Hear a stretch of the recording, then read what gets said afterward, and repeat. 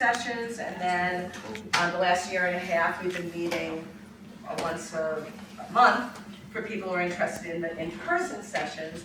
And so you see here tonight 15 of the people who did at least one in-person session either November, December, January, February, March, and who are available tonight, okay? And thank you for being available tonight here. All right, so we're gonna have a lot of fun. This is called an Improvmocital, which means that it's an Improv-Demo-Recital. So not really a performance, but we're showing you like different exercises that we do, different games that we do, and we are going to need some suggestions from the audience too sometimes. So please play with us. All right, so we'd like everybody to get on stage, and we're going to do our name introductions. And come down a little bit more. Yeah, right above. Okay. So each person is going to say their name and do like a little gesture. If we can all do it with them and say their name with them, or as an echo actually, okay? So we'll start with you. Linda. Linda. Linda. Okay, so watch the gesture too. Hedia. Hedia. Laura. Laura. Barbara. Barbara. Debbie. Debbie. Carlos. Sheldon. Sheldon. Lisa. Lisa. Nick. Nick. Arno. Arno. Kathleen. Kathleen. Melvin. Melvin. Terry. Terry. Bonnie. Bonnie. Melissa. Melissa. Okay, give them a nice round of applause. Good. That's the way to do it, right? We want to support everybody, make everybody look good. So we're going to do our first game, and that's called That Wig. And so we need to have Sheldon and Kathleen and Hedia and Linda and Debbie and Bonnie and Melvin in this. Okay. So we're going to teach you a little chant, and then we're all going to do it together. So it goes like this. Okay? That doesn't matter. Yeah. And so if you're in a spot that I want you to stand in, I will let you know. And otherwise, just get out there. Okay. So this is how it goes. We're all going to do it together. Okay? That wig. That wig. That wig makes you look like. Okay. So there's two of them, and then that wig makes you look like. So everyone together again. That wig. That wig. That wig makes you look like. Okay, good. So we're all going to be doing that, and then it makes you look like we stop. And Kathleen, why don't you start? Okay. So, ready, and That wig. That wig. That wig makes you look like A rock star. yeah. It's our rock stars. And that wig. That wig. That wig makes you look like A bowl of cottage cheese. A bowl of cottage cheese. Everyone's a bowl of cottage cheese. Yeah. Okay. And that wig. That wig. That wig makes you look like A lion tamer. that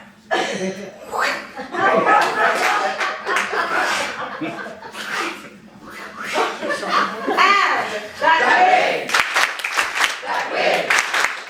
That wig makes you look like An elephant.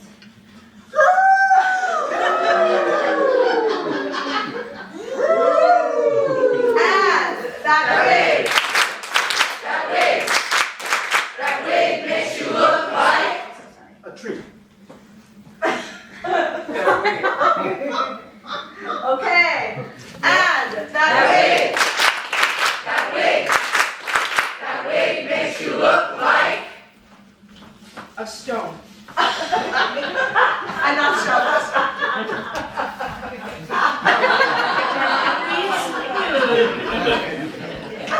Okay. Make sure that we get everybody to play. And that wig. That wig.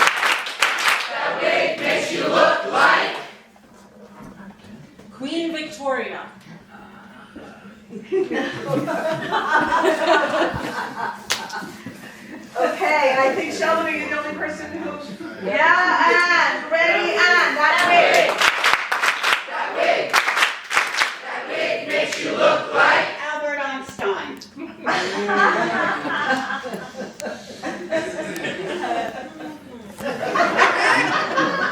Okay, let's give them a nice round of applause.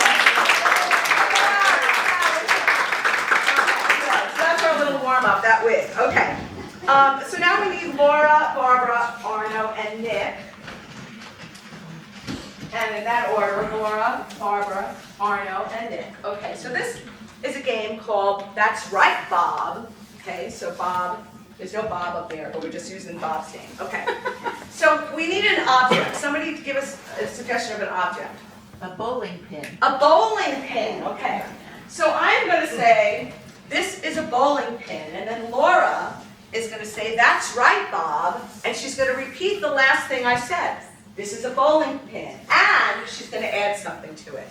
And then Barbara's going to say, that's right, Bob, and she's going to repeat the last thing she just heard, and then add something to it. So we'll go probably 2 times around, okay? So this is a bowling pin. That's right, Bob, it's a bowling pin. And it is also something that you can cuddle when you're sleeping. That's right, Bob. It's also something you can cuddle when you're sleeping. And it's very shiny. That's right, Bob. It's very shiny and it's very colorful, and easy to hold tight with you. That's right, Bob. It's easy to hold tight with you, but it's also really good to use as a weapon. That's right, Bob, it's very good to use as a weapon. And it's also really good to put next to you at the dinner table. That's right, Bob. It's also very good to put next to you at the dinner table. And if you lick it, you won't like it. That's right, Bob. And you won't like it because it makes you feel like you're nowhere. That's right, Bob. You'll feel like you're nowhere because you've just licked a bowling pin for dinner, and that's not nutritious food. Okay, give it a nice round of applause. So that's skill about like listening to the person before you and adding. That's part of improvisation, that you really need to be in the moment and listen and add and build. All right, so now we need Carlos and Melissa and Linda and Sheldon in that order. Carlos, Melissa, Linda, and Sheldon. So by the way, they did not know what they were going to do tonight until we met here at 6:30, and then I just told them what they're going to be doing. So everything else is just improvised, right? This is not rehearsed. Okay, so what happens here is that Carlos is going to say something in gibberish, which is a made-up language, and then Melissa is going to interpret for us what he has said. Okay, Carlos. Maras nogla. E gran nash no mamra.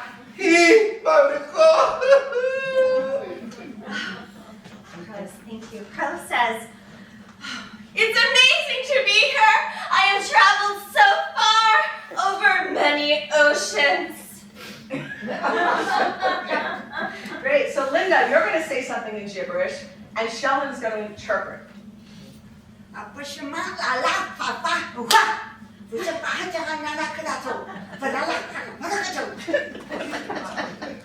Well, if you go out into outer space, all you do is float around, and then you land on a Skylab, and then you can stay there for as long as you want. Okay, interesting, thank you. And now Melissa, you're going to say something in gibberish, and Linda, you're going to interpret.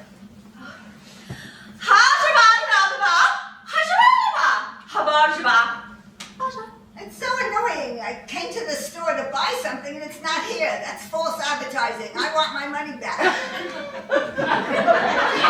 And Sheldon and Carlos take a step forward. So this time, Sheldon says something in gibberish, and Carlos will interpret.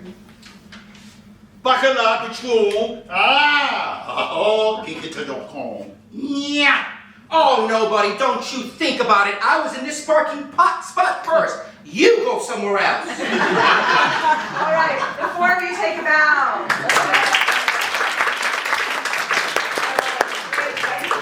All right, so this is going to be a surprise. I don't even know what's happening here. but we have Terry and Nick and Arno. So I'll tell you what happened here. So I asked Terry, Nick, and Arno to go backstage in between when we were finished going through the structure and also before you walked in. And they told each other a story. And then they agreed on which story they're going to use. They're each, remember the Tell the Truth game? Where they each had to pretend that it was their story, right? Yeah. So they're each going to tell the story as if it's their own story. And only one of them is the real, true storyteller, real person. And then we're going to vote after you hear all three. Okay, so we'll start with you, Terry. Back in the 90s, I was able to be a chaperone on a tour, a chaperone in taking a group of students to the theater. There was the teacher and myself, the two adults, and we took a group of 20 students to the theater. And we were seeing a play that we had gotten tickets through TDF. Back then they were $20 a ticket. So we were so excited, we had gotten the tickets, we took mass transit the way there, so we took a bus, and then we transferred over to the subway, and we got to the show, and as we sat down, I started to sweat, because I realized this show has nudity in it. So I'm sitting there like, oh my god, am I gonna ever be able to do a show again? Like, and it was not like there was not sex going on, but there was body parts flopping around. So as I kind of realized this, I'm like, well, I mean, we're here, and this is art, and these are theater students, so we, we watch the show. Yeah, those kids were something else. They saw those naked bodies and they started giggling. I said, class, please. This is something very important. Pay attention. They said, we are. I'll never forget that day. Boy, all 20 of those students, we came out together and we started talking about the play. They said, when is the next play? I said, that's not this. Yes, I remember that day. Okay, good. So they each told part of the story, but only one of them it really happened to. So, by a round of applause, how many of you think it's Terry's story? How many of you think it's Nick's story? How many of you think it's Arno's story? Will the person whose story this really is, please step forward.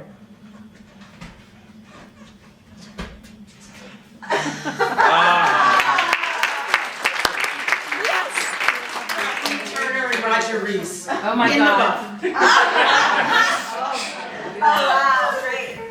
Okay, and so, elements of, we're trying to look, who's telling the truth, right? And we have to improvise, they were improvising, right? And making it seem like it was really there. So let's give them a nice round of applause. All right, so let's bring Debbie out for this next thing.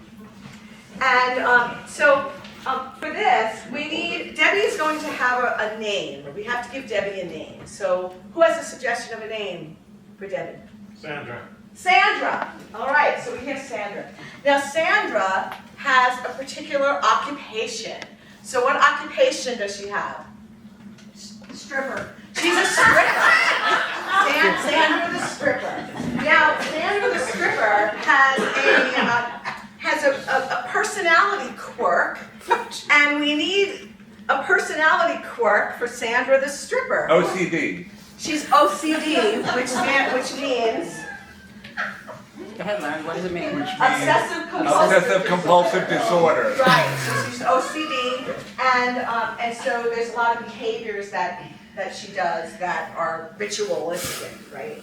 Now, you are all at a singles mixer, and Debbie is trying to find a date, and she is going to pitch herself to you as Sandra the stripper who has OCD.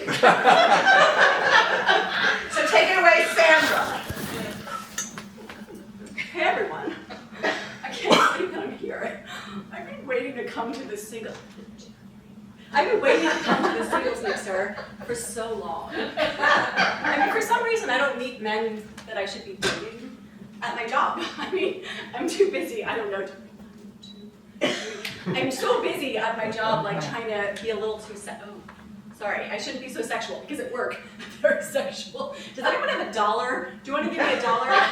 1, 2, 3, 4. Where was I? So I'm very lonely. I mean, I feel like I'm always with men, but then I come home and I'm so alone, and all I do is I can't stop. Anyway, I'm so glad I'm here at the Poconos at this amazing event and meeting all of you. And some of you look like you could be clients. Oh, hey, I think I've seen you before. Hi. Call me later because I need some like 1, 2, 3. But anyone that's not a client, I'd like to date you, but you call me later, okay? Because I need some new therapy because I'm not doing very well. 1, 2, 3. Anyway, as I was saying, let's give a nice round of applause.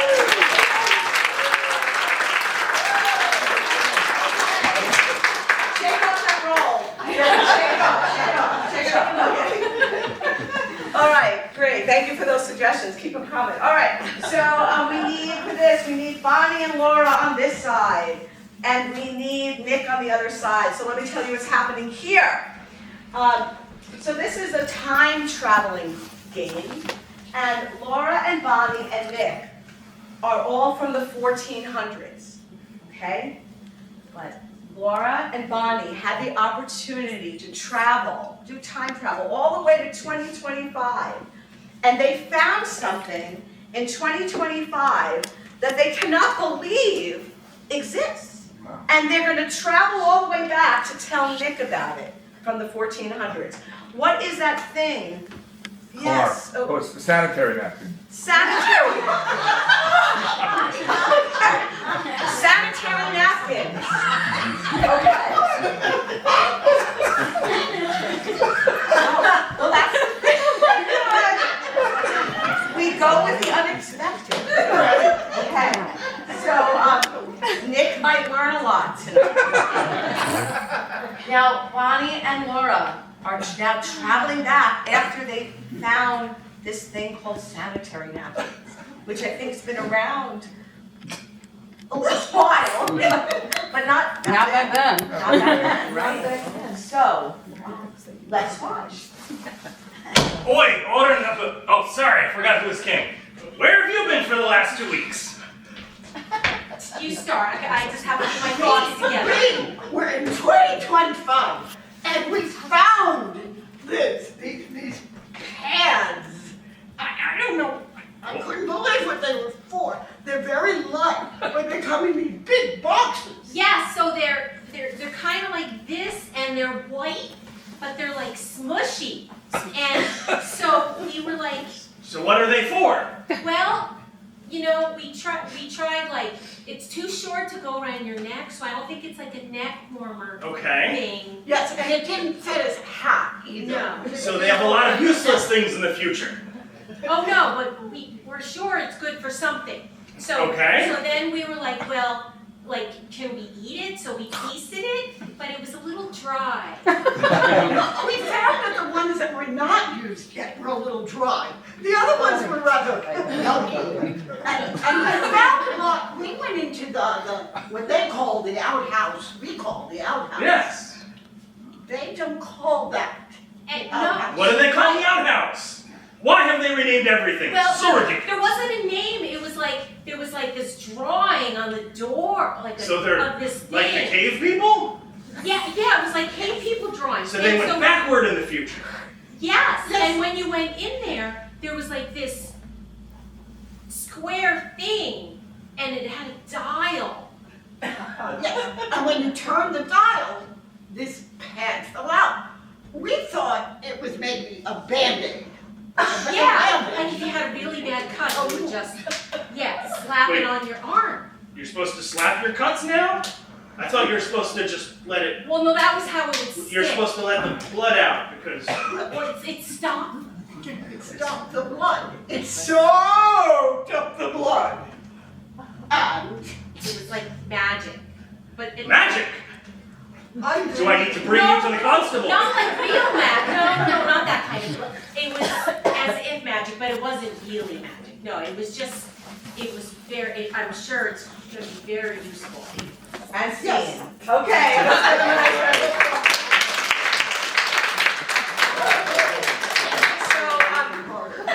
That kind of time traveling exercise, and we happen to use sanitary napkins because it was suggested here, but they use these kinds of games to train medical professionals to have them think about certain things and how they're going to be able to then share that information with their patients. Because sometimes medical professionals are talking where their patients don't really know what they're saying, and maybe the patients might be a little afraid to ask, or they feel embarrassed to ask questions, right? And so it helps them to kind of like bring it down to a level where the patients can understand. So improv is actually used in a lot of different places in the medical field as well.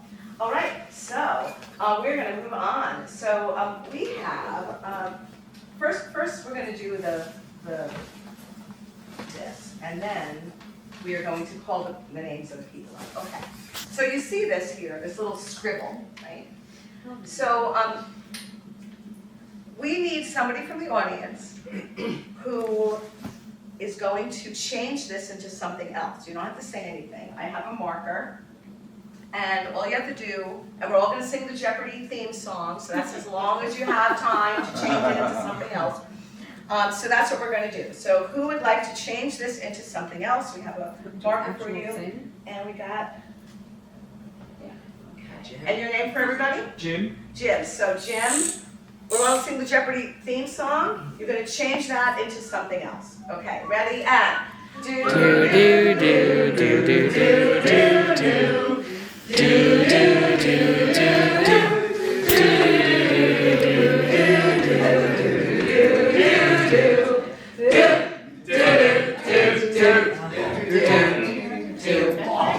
Okay, so everyone sees the picture?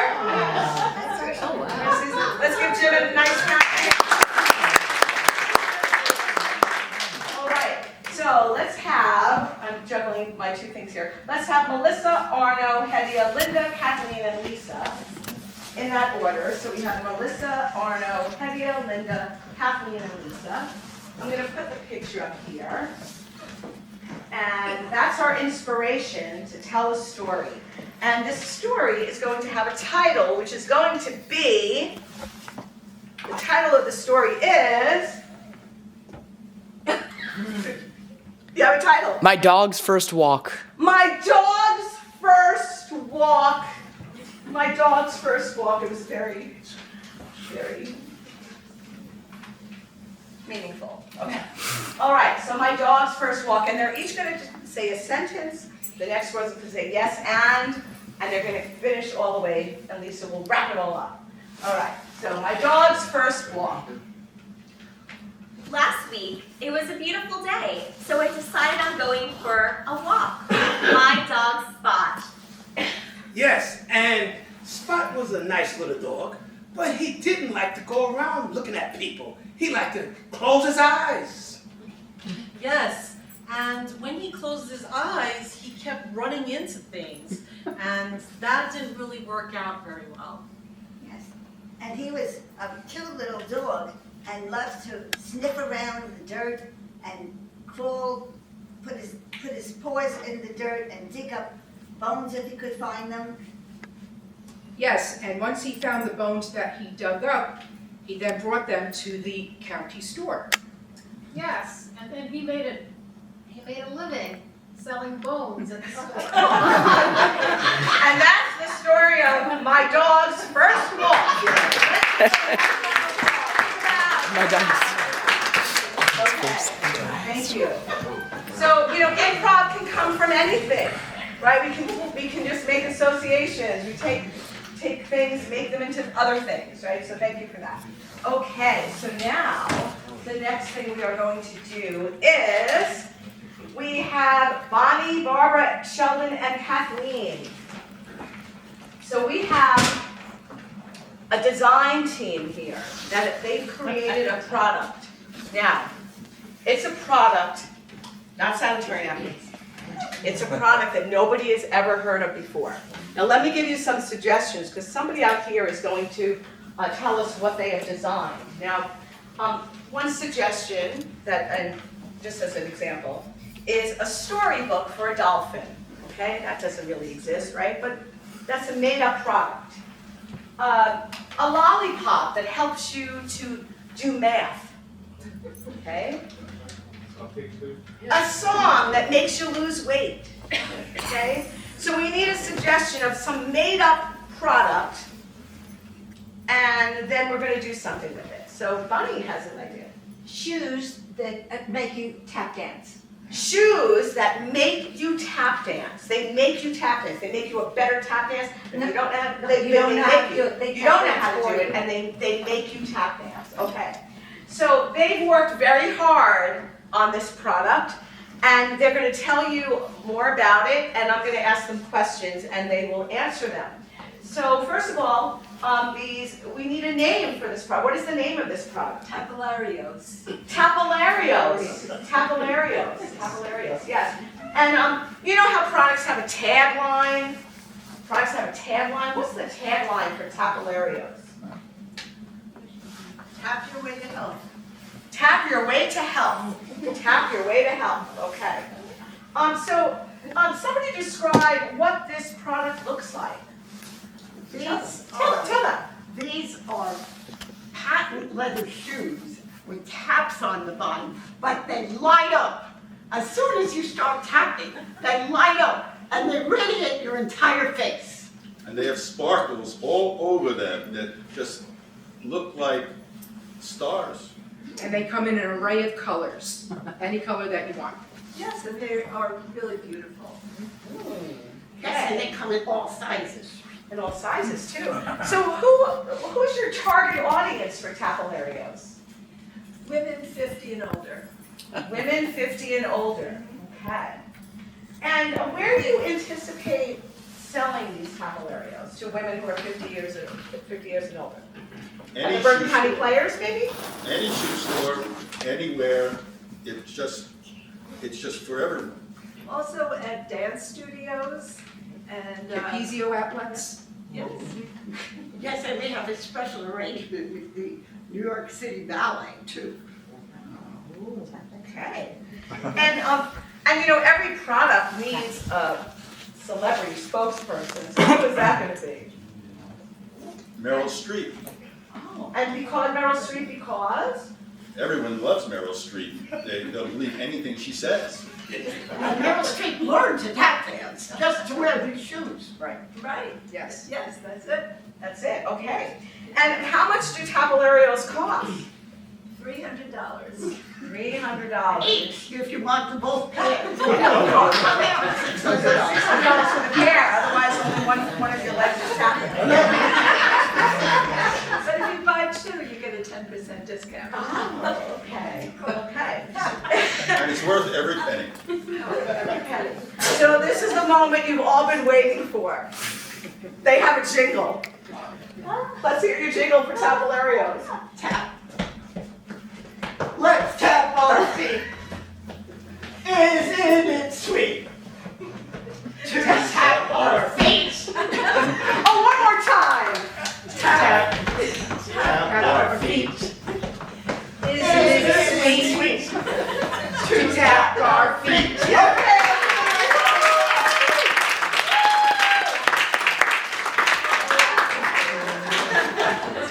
So I hope that you can see, right, they have to work together and just keep yes-anding, you know, it doesn't matter what anyone says, yes, they're all right. Okay, good. All right, so we need Terry and Hedia and Carlos and Melvin and Melissa for this game. So this is called Freeze Tag, and I think we're just starting with Melvin and Carlos, I think, first. So Melvin and Carlos step forward. So somebody give us an activity that they are going to be able to do, and then I'll explain the game. Basketball. Basketball, okay, so thank you, they're going to be playing basketball. Now, what's going to happen here is they're going to be playing basketball, they're establishing their relationship and who's who to who, and then they're going to keep moving around, different positions. And then anyone that's standing back there, when they see a position that they can think of I can step into the scene. They're gonna say freeze. They're gonna freeze. Somebody's gonna tap out somebody, take on the same position, and they're gonna change it into something else. Okay? Let's watch. All right, little brother. I bet you can't dribble like me. Oh, go for it. Ready? Woo! Oh! You got it. Mom is telling you. Oh, okay. All right. So here, calm down. Just freeze.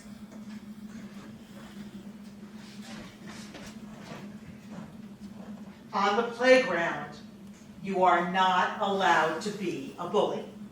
I love bullying so much. As your teacher, I have to tell you that bullying is not done here. Dad tells me to be fully self-expressed, and if I want to be a bully, god damn it, I want to be a bully. You can be a bully at home, but at school, there are no bullies. Well, my mom says to stand up to the bullies myself, so I'm gonna bully you. Not in this. I ordered my cappuccino with extra foam. What do you call this? That's little foam. Yes, I ordered extra foam. I'm sorry, I'm gonna get it to you right away, but please don't tell my manager. You know, I had enough of the Starbucks. Hey, listen, it's only my first day. As if. Do you want it with oat milk or Oat almond? milk? Ew! I'm sorry. Heavy cream, please. Heavy cream. Please remember. Freeze.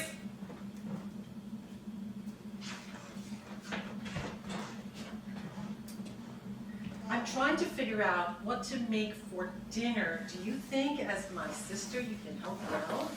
Oh, yeah, sure. Let me just Google it. What do we have? Like pasta? Pasta would be wonderful, except that you're not going to help me cook because you don't know how to cook. So I will just take suggestions from you. That's Mom what I do. never taught me how to cook. I'm so sorry that you got all the cooking skills. Oh my God, please. Don't even go there. I mean, Thank you. she gave you all the attention. And she gave you all the jewelry. Well, yeah.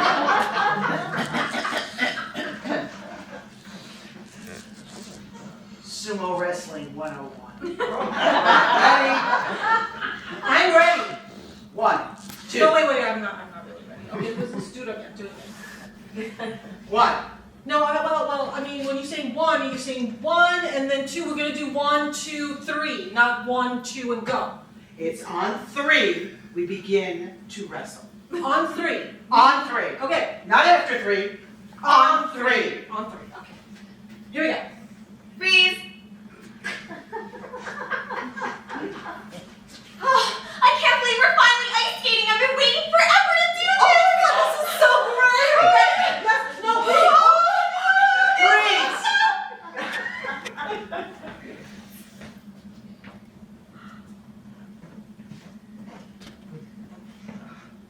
Okay. All right. So what we're gonna do? Uh-huh. See that tightrope right there? Uh-huh. You're gonna engage the core, and you make sure Engage you the core. distribute the weight very Distribute easily. the weight. Yes. Okay. Beginner level. Okay. Over the Grand Canyon. Okay. So engage the core. Find your center of gravity and squat. Yes. Now, like a crab, we're gonna walk sideways. Little by little. Freeze.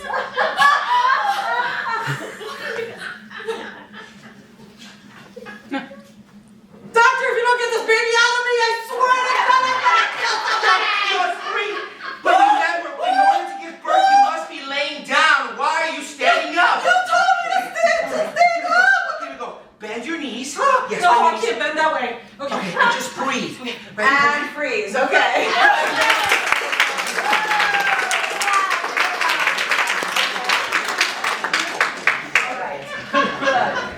All right, so we need Lisa and Melvin for this next thing. And Melvin, you're going to stand with your back towards us. And you know when you go to a poetry cafe, you don't clap. What do? Right. So Lisa is our host for this poetry cafe. And so Lisa is going to introduce the special poet that you have tonight, and then we're going to get a topic from the audience of the kinds of poetry that this famous poet writes. So, Lisa, bring them on. Bring it on. Ladies and gentlemen, Mr. Melvin Barretto. Melvin, okay. So Melvin writes poetry about certain kinds of things. What kinds of things does The purple cow. What? I heard something. A purple cow. A purple cow. So Melvin writes poetry about cows. Sometimes they're purple, sometimes they're spotted, sometimes they're striped, right? So purple cows, different, okay. And so Lisa, tell us some of the titles of the purple cow arena that, some of the titles that Melvin has written. The purple cow goes to school. Oh, I love that one. The purple cow gets elected. And one more. The purple cow and me. The purple cow and me. Okay. Great. So you heard some of Lisa's favorite titles, but we want to hear the title of the purple cow poem that Melvin is going to recite tonight. What's that title going to be? Not the one that Lisa said, but one that you know. The purple cow jumped over the moon. The purple cow jumped over the moon. Love that one. Love that one. So there's one thing is that Melvin does not speak English. He speaks gibberish. But Lisa is trained in gibberish, and she's going to be able to interpret this poem for us, right, Lisa? Yes. So Lisa, in gibberish, just tell Melvin what poem we're doing, because he's looking at us like he's lost. So just tell it. Melvin. Bata, Lulawa, Wah. Ah, okay. Okay. All right. No. Okay. All right.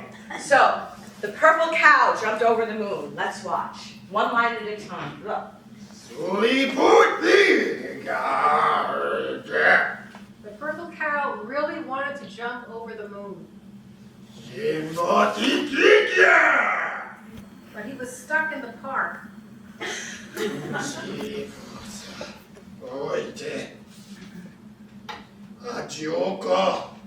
It was daytime and he couldn't see the moon.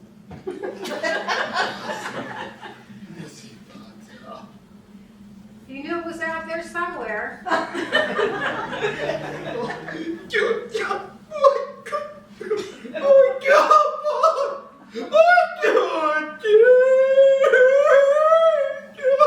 So he sat in the middle of traffic and cried. All right, let's give it up. Let's give it up.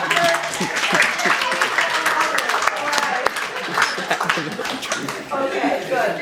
Thank you, Lisa. Thank you, Melvin. Okay, so we need Laura, Barbara, and Terry up here for this exercise. In this order, Laura, Barbara, and Terry.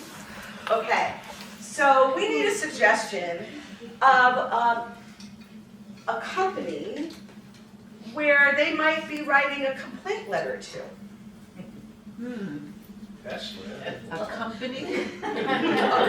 Yeah, where they might have some customer dissatisfaction and they're writing a letter to A vacuum cleaner. a vacuum Company. cleaner company. Electrolux. Electrolux. Okay, they're writing a letter to Electrolux. And they're going to write this letter 3 words at a time. Okay? And they have a complaint to Electrolux, so let's watch. Dear Electrolux people, I am writing to tell you how much your vacuum has given me suction problems. Never will it do the right suctioning. It sucks. because it blows. I want my money back and 15 new vacuums. please send them to the address on File tomorrow morning. Thank you for Your prompt attention To this because I am mad. And sign it. Sincerely yours, Boris.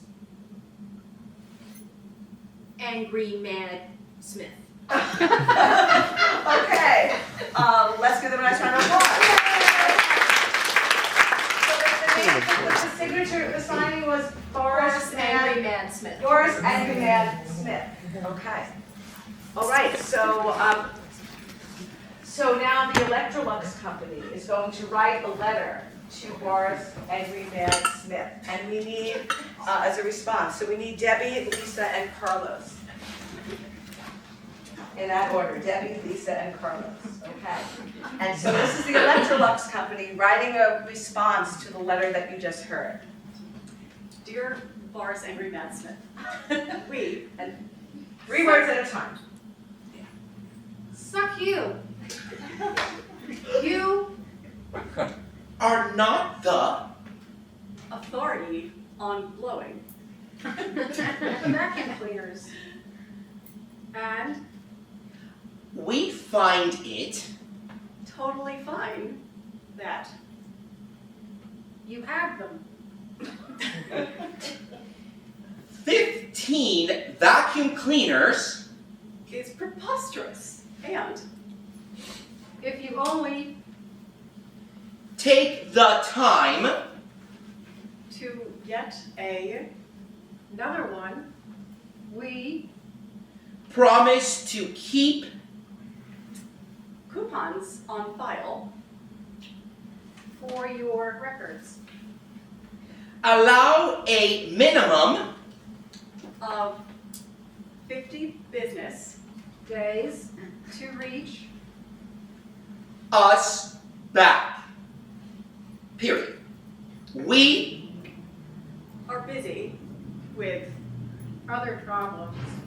So go to hell.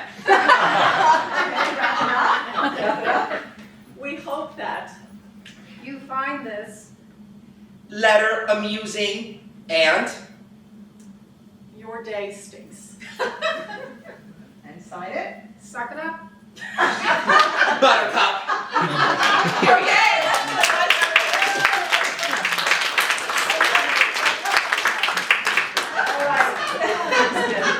All right, and so for our closing exercise, a game where everybody is going to stand up where they are, and we're going to do a game called Newsflash. And after the game, you're going to then share a little bit about improv with you. So this is the way it goes. So we have headlines, and so I'm going to throw out a headline, or maybe somebody has a headline that you have a suggestion. Who has a headline? That just a made-up headline, not a real thing in the news. Rat commits suicide. Rat commits suicide. Okay. So what's going to happen is that Linda hears the last word. She's going to make that her first word in her headline, and it's going to go all the way down the line. Okay? But we need your help. Everyone's going to say newsflash in between. So 1, 2, 3. Newsflash. Again. Newsflash. One more time. Newsflash. Good. So rat commits suicide. Suicides. Sorry. Newsflash. Suicides are increasing. Newsflash. Increasing temperatures make your skin boil. Newsflash. Boil everything in sight. Newsflash. Site of crash has been discovered.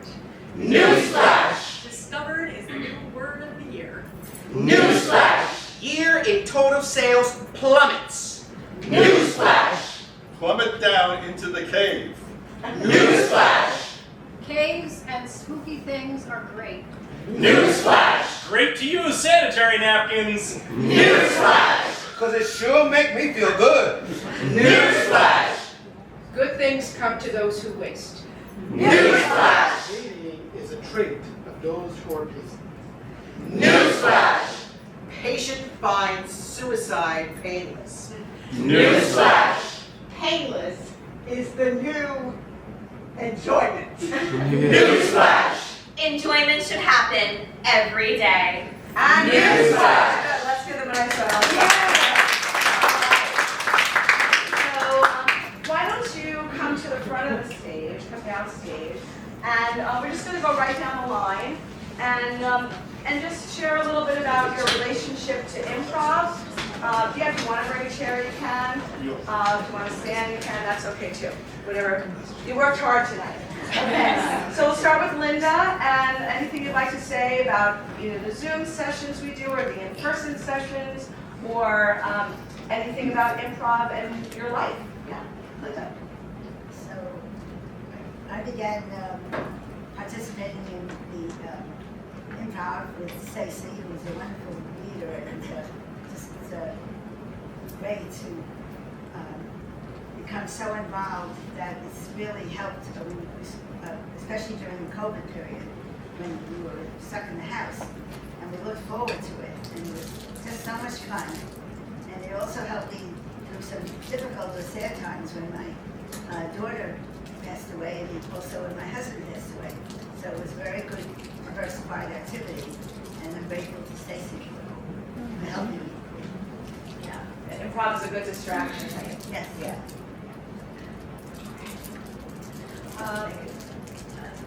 First, thank you, Staci, so much for all that you do, because it takes a lot of work and coordination to make us listen. If not, but anyway, improv is a wonderful thing because it brings you out, if you let it, brings you out of your shell. And you can act silly, you can act stupid, you won't get judged, and you might get a laugh or two. So it's really a very good therapy. So if anybody wants to try it, whether you do Zoom or in person, it's really, really great. I've been doing improv with Staci since 2020, here and online, and you know, the 40 minutes online, it's, you know, even in person, you don't have time to think about anything else. You're just doing all the exercises, you're in it, whatever comes out of your mouth is what it is. You can't be like, oh my God, I can't believe this and that. It's good, it's all good. Whatever anyone else says, you take, like, you know, she's always telling us it's a gift. When someone says something that's crazy, you're like, great, this is what I'm gonna do with it.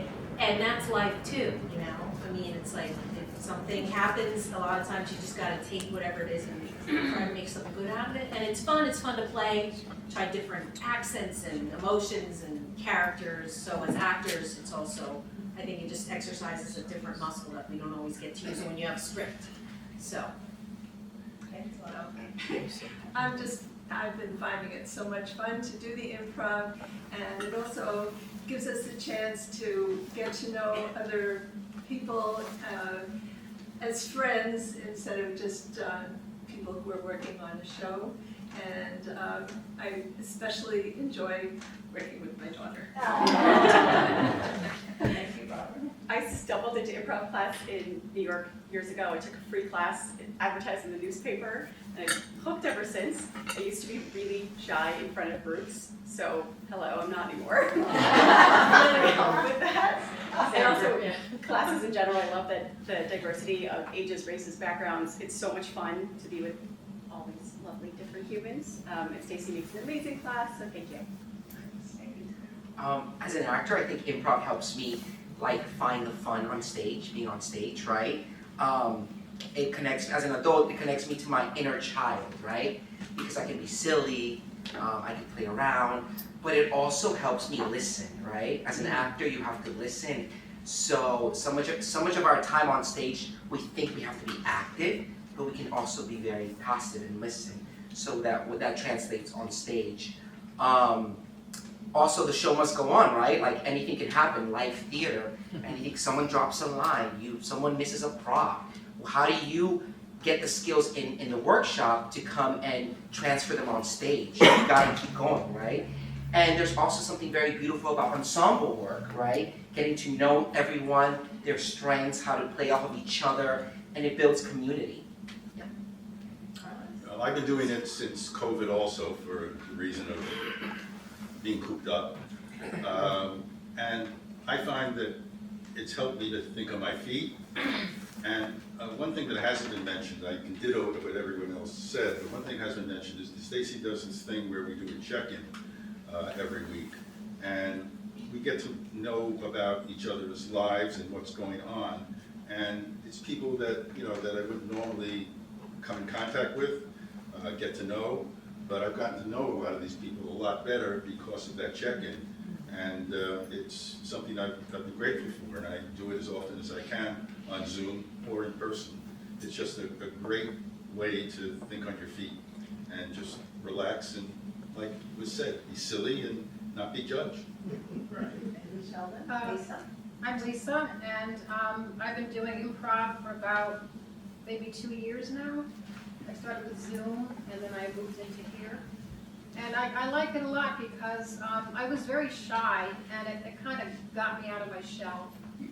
And I like making people laugh. My name is Nick, and I've been doing improv with Staci since I was a teen, years ago. And he met his wife while he was doing it. Well, yes. And so that aspect was actually not necessarily comedy, that was actually psychodrama. And it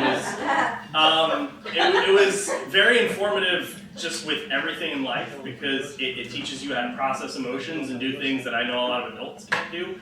And as a teen, it was kind of cool to have that skill set. And now my wife and I run murder mysteries, and we do lots of other fun things that involve improv. And it's been truly amazing. And thank you, Staci. You're wonderful.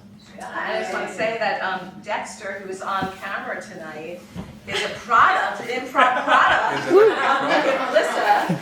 And Dexter is just about the right age to join our summer program for the RISE program. That's a spin-off of Reflections. It's a full circle, yes. Thank you. Arno. My name is Arno. I've been doing improv since COVID. And one thing I like about improv is that you can say anything, do anything, look any crazy way, and people will laugh at you. They have a good time. They don't think you're crazy, but they're still laughing at you. So to have that ability to make people laugh, and you really don't have to think a lot. You don't have to say, is this the right thing to do? Or should I say this? No, just say the first thing that comes out of into your head, out of your mouth.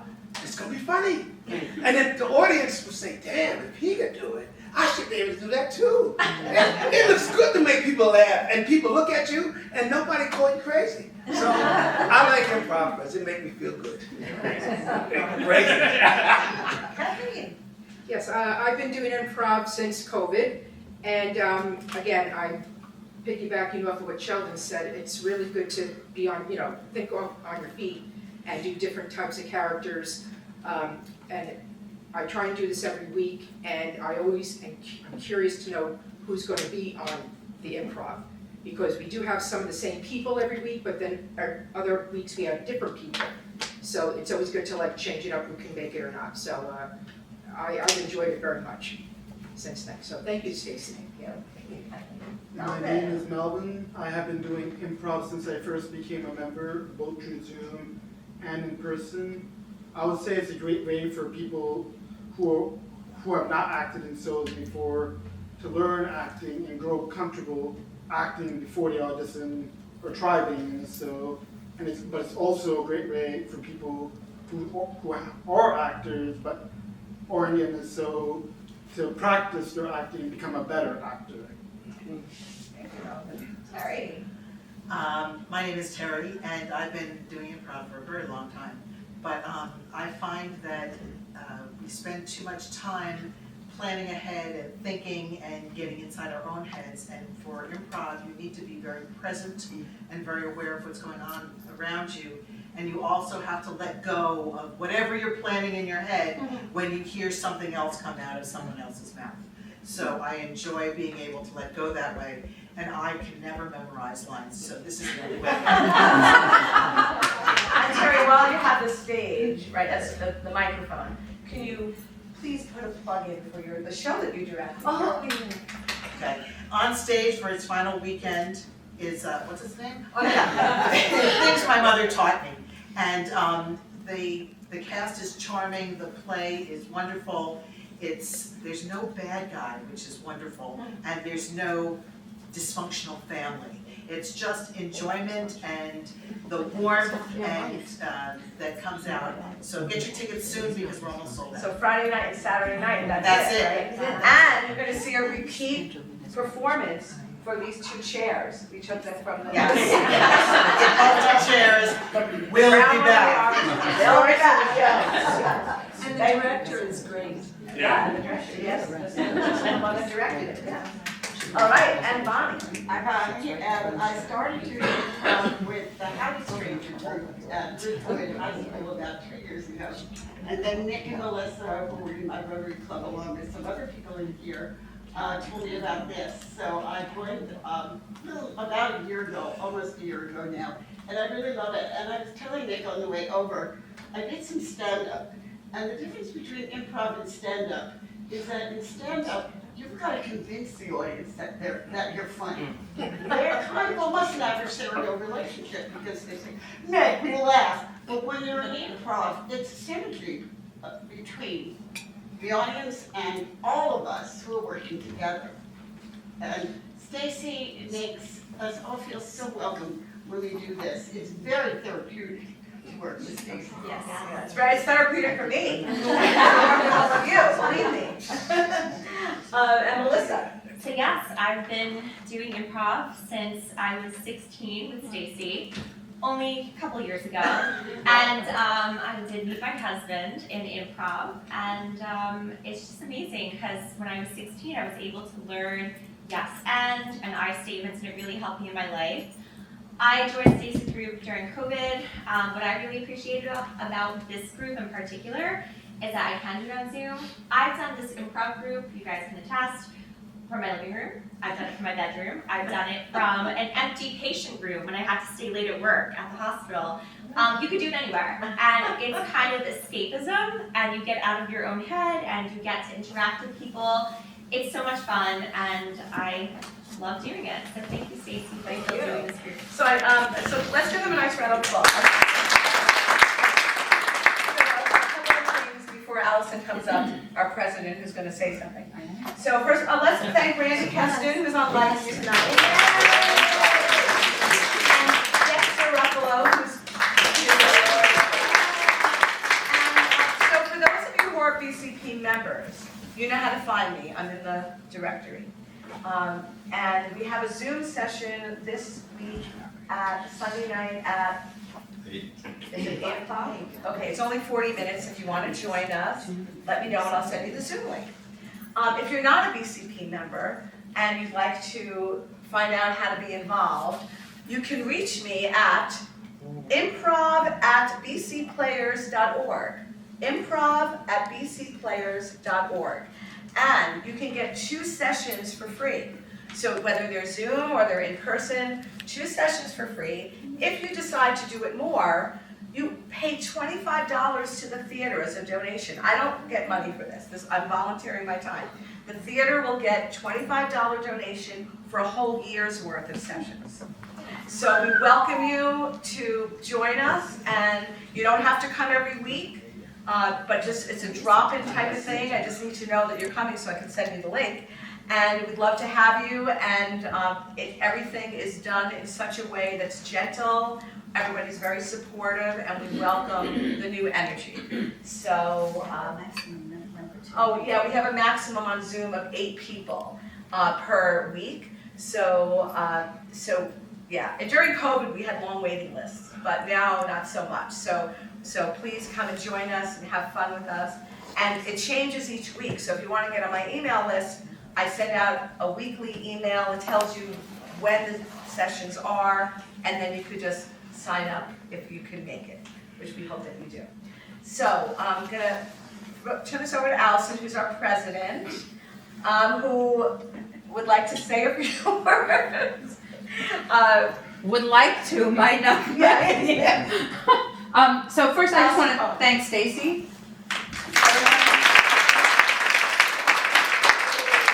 What you might not know is how long Staci has been doing this here. People keep talking about COVID. How many weeks is it, Staci? 200 and? Oh my gosh, right. And then there were those 8 weeks where I broke both my legs and Yes. I couldn't do it from the rehabilitation facility. So we're at like 278 weeks. It's pushing 300. 300 weeks, close to 300 weeks. So what Staci didn't tell you is, so yes, if you get 2 sessions for free, if it's something that's you're interested in, $25 for the year. After that, or become a member. Oh yeah, become a member. And that's what Bonnie you did. can be. That's right, Bonnie did that. Melissa, Melissa did it too. So you can become a member for $36 a year, and in addition to all the improvs for the year, you also get to be part of this community. But you also get a free ticket to our players' night, and one at half price if you need it. So it's really a bargain. It's a real bargain. So if you are interested, you can talk to Staci, you can talk to me, you can go onto our website, bcplayers.org, and take a look there. I'm giving another plug for Terry's show, Things My Mother Taught Me. She says there's no dysfunction, but there's some dysfunction. Or bad guys. But it's sweet. It's heartwarming dysfunction. It's sweet dysfunction. Yes. And then I'm going to put in a plug for the last show of the season. After this show closes a few weeks later, we're going to be opening with our final show of the season, which is A Little Night Music by Stephen Sondheim. And directed by Steve Bell. And I've seen the cast a bit in rehearsal. It looks like it's going to be a fabulous show. And if you are interested in getting on the stage, coming up in May, we are going to, middle of May, we are going to be having auditions for our opening show of next season, which opens mid-September, which is beautiful, the Carole King musical, directed by me. So, and coming soon on the website, there will also be a listing of all the shows that we're going to be doing next season. So if anyone has any questions about that, I'm here, I can answer it. Thank you again to Staci, thank you to all of you. We need to put the chairs back. So some of these chairs were taken from the dressing room, and then we need to put the chairs where they are.